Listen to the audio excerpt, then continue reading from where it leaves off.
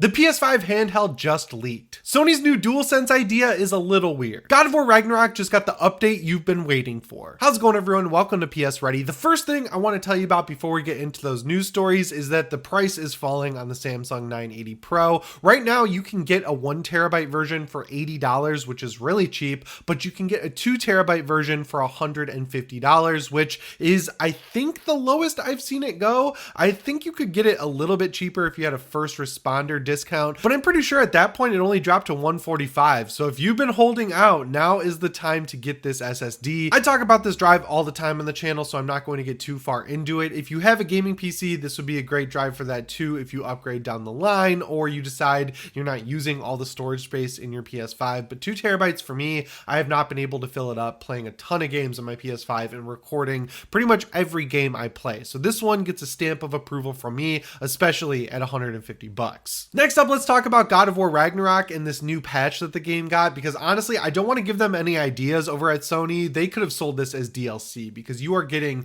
a ton of free content here that's absolutely incredible. The first thing is, of course, New Game Plus. They teased this for a while. They basically announced it back when the game came out. New Game Plus is here. It lets you use the spear from the beginning of the game, which is great, but that is not where the fun stops because they gave us the ability to keep the bear cloak. You can wear a new set of armor that lets you keep the cloak from the beginning of the game that's on the box art that everyone, myself included, was like, why are you marketing the game and letting us start out with this incredible armor and then not letting us use it? They listened over at Sony Santa Monica, so we can wear the armor with the cloak now from the beginning, which is great. You'll start New Game Plus with this armor equipped, and if you get a last second dodge in, you'll actually shoot out Bifrost shards, which is cool that they gave it a perk on top of being armor. Like, that's just awesome in my opinion, because at the beginning of the game, it's just like a skin. The next armor we get is the Spartan armor. Now this is just basically like default Kratos from the Greek trilogy, and this armor gives you no bonuses and it's locked at level 1. So it's like if you want to play the game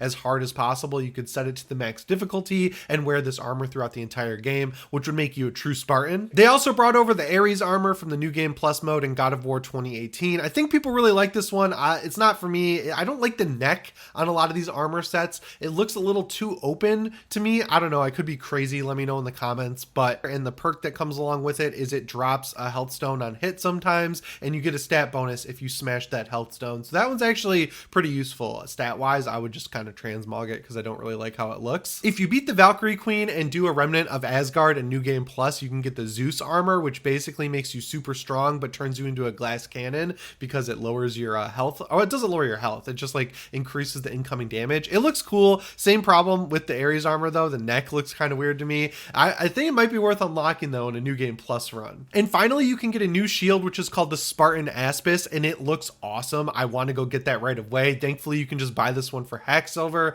It makes the parry window a lot tighter, but the like follow-up attack apparently is a lot stronger. This one will look so sick with the new Spartan armor and of course the spear that you get like halfway through the game. Oh man, I'm so excited to dig into New Game Plus here because this is my favorite game of last year and I've been waiting for New Game Plus for a long time now. Having this Spartan shield ready to go, it just looks so cool. There's a new level cap, there's more skill points, they've expanded the Niflheim arena, they've added new endgame bosses in New Game Plus where they're like adding new moves to boss fights, which is sweet. And then finally there's a black and white render mode. This is a massive update for the game, just kind of like what they did with God of War 2018. I have my PS5 downloading it right now, and I'm pretty sure that as soon as I finish playing through Resident Evil 4 a couple times, I'm going to jump right into God of War Ragnarok's New Game Plus. I really want to know what's next for God of War because, you know, they said that the Norse saga is over, but at the end of the game, spoilers, you can go find Tyr, and he's just sort of like wandering around the map.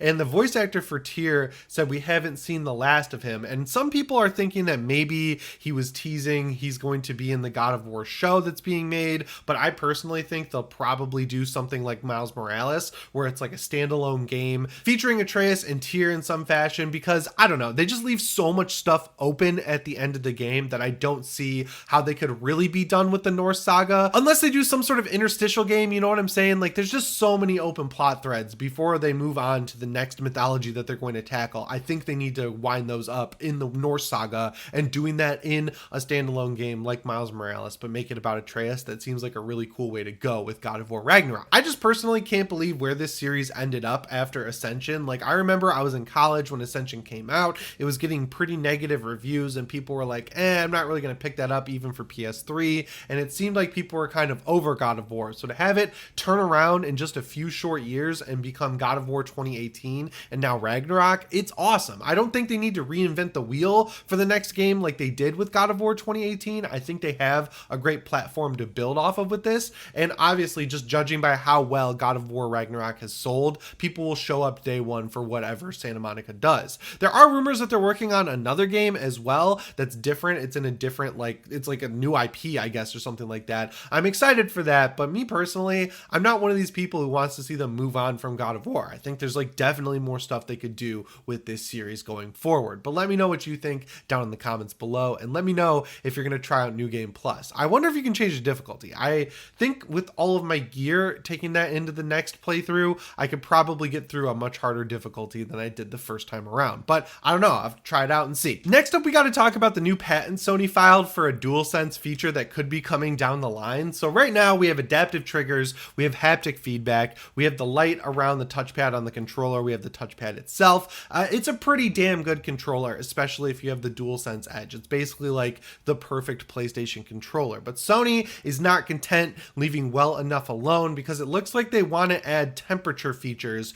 to the DualSense in the future. Like if you're playing a game and you're walking through Fimbulwinter in God of War Ragnarok, the HD version that's going to come to PS6, the controller, I guess, will be able to cool down from the inside and make your hands feel cool while you're walking through snow. Or if you go through Muspelheim, which has volcanoes and lava everywhere, the controller could heat up and make your hands feel a little tingly while you're playing through these hotter areas. And honestly, I don't know about this one really. Back in the day on GameCube, there were controllers coming out left and right, and there was this Mad Catz controller my brother had that had a fan in it, and our main GameCube controller, and after my brother slammed our main GameCube controller on the ground and broke it while he was playing Smash Bros, we basically were relegated to using the crappy Mad Catz cooldown controller, and the fan didn't really do much of anything. And then on the other end of the spectrum, having my hands heated up while I'm playing a game, getting sweat all over the controller, I don't know about that either. So this seems like something that Sony's patenting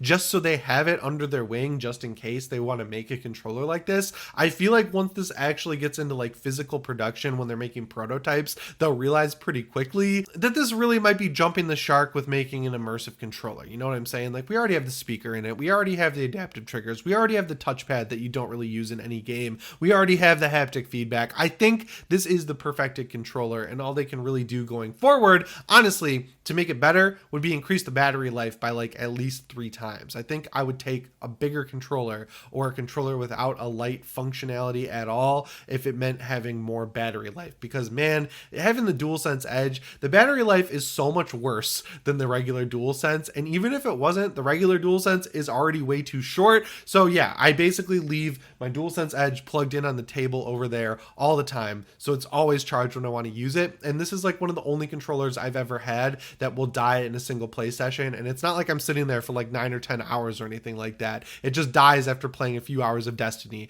and that's crazy. So yeah, I would love to see, over a heated and cooled controller, a controller that has better battery life. I think that's what Sony should be patenting now, but I don't work there. Maybe they watch these videos. Sony, for watching, please give me better battery life in my DualSense controllers in the future. And the last news story I have for you guys today is definitely a weird one. So Tom Henderson, we talked about this in the last video, he's been teasing for a few days now some sort of new hardware from PlayStation in between the PlayStation 5 Slim, which will be getting towards the end of the year, and the PS5 Pro that's coming out at the end of 2024. Now, it's awesome that we get more confirmation from other leakers that we're going to get a PS5 Pro at the end of 2024. I'm super excited about that, but a lot of people, myself included, were kind of thinking about this middle hardware in between was essentially going to be either the PSP 3 or Vita 2, whatever you want to call it, and it's almost there. It's just not quite what I think most people want. So basically what this thing is it's not not a cloud streaming device. You're not connecting to the PlayStation Plus cloud and streaming PS3 games to it. You're connecting to your PS5 and streaming games from that. So if you're on your home Wi-Fi network, you're going to get really good low latency streaming, just like you did with the Vita on the PS4, which honestly I used to do. My college had the worst internet ever,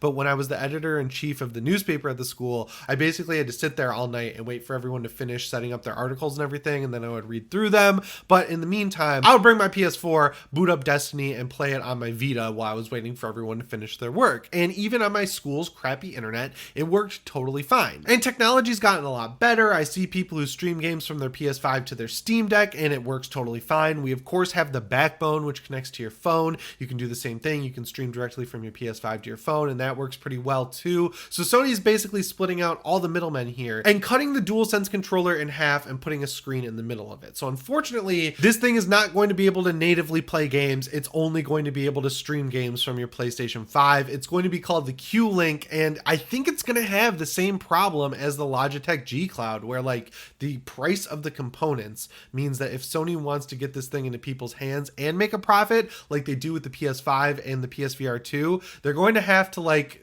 price it at a price point that people aren't going to want to pay. Because like I just mentioned, the DualSense has the adaptive triggers, it has the haptic feedback, it has all of these expensive parts that you're going to have to work into this controller in some way. But then you have to pack in a screen, and if Sony wants to do a high resolution, high quality screen like we saw in the Vita, it's going to make this thing pretty expensive to produce. Like honestly, I could see this thing costing around $200 or $250, and then for $150 more, you can just buy a Steam Deck and stream to that, but then you can also play a bunch of Steam games on it. Like I'm the biggest PlayStation fan around, but like these consoles that aren't consoles, they're just like tablets with controllers attached that you stream to from consoles. I don't really see the place in the market for these, because the G Cloud, that thing came out at way too high of a price point. It didn't sell despite having decent reviews, and they just keep dropping the price on that thing. Sony could take a huge loss on this and then make up for it with PS Plus subscriptions, but if the rumors are true, this thing isn't going to be able to stream from PS Plus. You're going to need a PS5 to stream from in the first place, so this is just yet another supplementary purchase to your PS5, which already costs $500. And to me, I think that's where this thing is going to run into some issues, right? For me personally, I don't think the timing could be better for Sony to just go ahead and make a PSP 3. Even if they called it the PSP 2, I think people would be really into that idea. People my age, I just turned 30, we're all nostalgic for the handhelds we had growing up, like the Game Boy Advance SP, the Nintendo DS, the first model, and of course the PSP. Like my third favorite game of all time, Metal Gear Solid Peace Walker. So yeah, a lot of people are nostalgic for this console. Of course, also people are really into handhelds right now that can connect to the TV between the Steam Deck and the Nintendo Switch. Like handhelds are more popular than they've ever been, and seeing that the Nintendo Switch can push stuff like Zelda Breath of the Wild, that's cool, and Tears of the Kingdom, that's cool. Seeing what the Steam Deck can do, which is literally play PS4 games at 800p, that's what I want to see Sony doing, right? Like the Steam Deck has the RDNA chip that's inside the PS5 and the Xbox Series X. It's just downclocked. So if Sony could do the same thing, but have it run games that you already own through your PS5 account, like God of War Ragnarok, God of War 2018, Ghost of Tsushima, all these games that I've been waiting for them to port to PC, that would make it such a no-brainer purchase, especially if you could unlock trophies. But as of right now, it looks like Sony's just going to keep focusing on PC, making all of their games, except for The Last of Us Part 1 so far, playable on the Steam Deck. If they're going to do that, they got to figure out some way to integrate trophy support to these PC releases. But still, I think the best route for them would be to just take all this experience and knowledge they have and make a full-on PlayStation handheld. Because in my opinion, I don't think a lot of people are going to bite on something like this unless it's an extremely low price point option, which if you look at the PSVR 2, you look at the price of the PS5, Sony has been very clear this gen that they're not taking a loss on any hardware. So I highly doubt that this Q-Lite or whatever it's going to be called will be as cheap as it needs to be for people to pick it up. As for when we're going to see this new hardware, it's going to come out in between the PS5 Slim and the PS5 Pro. So in the middle of 2024 is probably when I would expect it, or at the very least the end of this year. So this is going to be part of the phase 2 of the PlayStation 5 that Sony's kicking up with Spider-Man 2 and the PS5 Slim. They're also doing a pair of earbuds and a new headset. So it all seems really cool. I'm just curious about whether or not stuff like this handheld is going to stick with people.